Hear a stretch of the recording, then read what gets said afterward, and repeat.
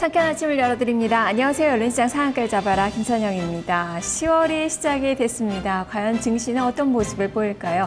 상승세를 이어갈 것이라는 전망들이 한쪽에서 많이 나오고 있습니다. 그만큼 상승 탄력이 지난 9월처럼 좀 더해질 것이다 라는 의견들이 나오고 있는데요. 다만 일부에서는 아직까지 여러 가지 좀 변수들이 많이 남아있기 때문에 횡보장세를 이어갈 것이라는 전망들이 많습니다.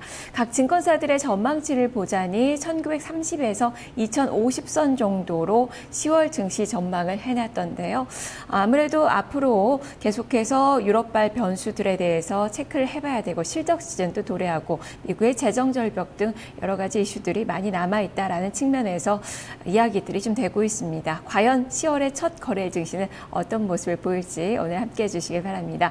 자, 그렇다면 미증시는 어땠을까요? 혼조세로 마감이 됐는데요. 자세한 이야기 들어보겠습니다. 미증시 포인트 김민지 기자입니다. 네, 10월 4분기 첫 거래 뉴욕 증시는 혼조세로 거래를 마감했습니다. 장 초반에 상승세를 지키지 못하고 나스닥 지수 같은 경우는 하락 쪽에서 거래가 마감됐고요. 다우존스 지수도 상승폭 소폭 반납한 가운데 0.58% 상승으로 거래 마감했습니다. 장 초반에는 미국의 제조업 지표 개선 소식에 상당히 강한 흐름을 보였는데요. 하지만 장 후반으로 갈수록 기술주의 낙폭이 커지면서 이 다우존스 지수도 좀 부담을 느끼는 모습이 확인이 됐습니다. 업종별 동향을 살펴보겠습니다. 고른 상승세가 나타났는데요. 산업재 쪽이 0.25%, 또 금융업 쪽이 1.32% 올랐고요. 에너지업 쪽은 0.5% 상승으로 이날 거래 마감했습니다. 다우존스 구성하는 30개 종목의 승상 흐름을 살펴보시면 금융주 상당히 흐름이 좋았습니다. 뱅크 오브 아메리카가 1.47% 올랐고요. JP 모간 체이스도 1.21% 상승으로 거래 마감했습니다. 반면에 하락률 쪽 확인해 보시면 상위 종목의 마이크로소프트가 확인되고 있습니다. 0.91% 하락으로 이날 거래 마감했는데요. 제프리스와 RBC 캐피탈 쪽에서 목표주가 하향 조정했다. 이 점이 최대 악재로 반영된 모습이었습니다. 이 밖의 특징 종목을 살펴보신다면 구글입니다. 최근 연이어서 강한 탄력 보여주고 있는 대표적인 종목인데요. 이날 1% 가까운 상승세를 보이면서 마이크로소프트를 제치고 기술주 가운데 시총 2위로 구글이 올라섰다는 점 특징적인 부분입니다. 이 밖에 시장 움직임 재료들 조금 더 자세하게 살펴보도록 하겠습니다. 무엇보다도 시장의 가장 큰 호재로 작용했던 것은 ISM 제조업 지표를 좀 들 수 있겠는데요.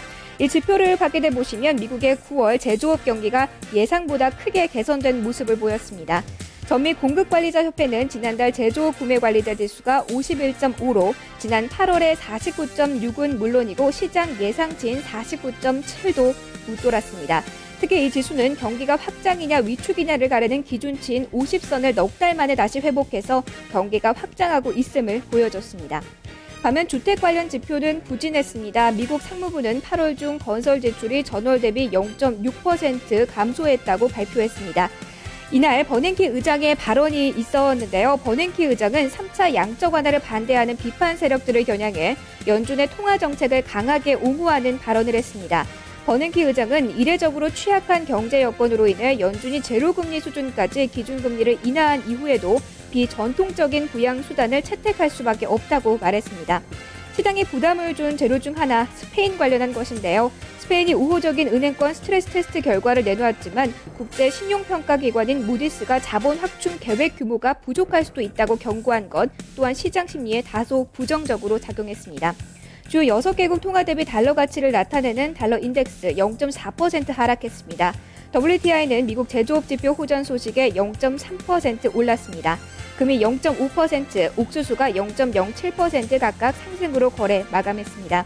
CME 야간 선물 거래에서 코스피 200 선물 지수는 전 거래일 대비 1.20포인트 하락으로 거래 마쳤습니다. 지금까지 뉴스토마토 김민지였습니다.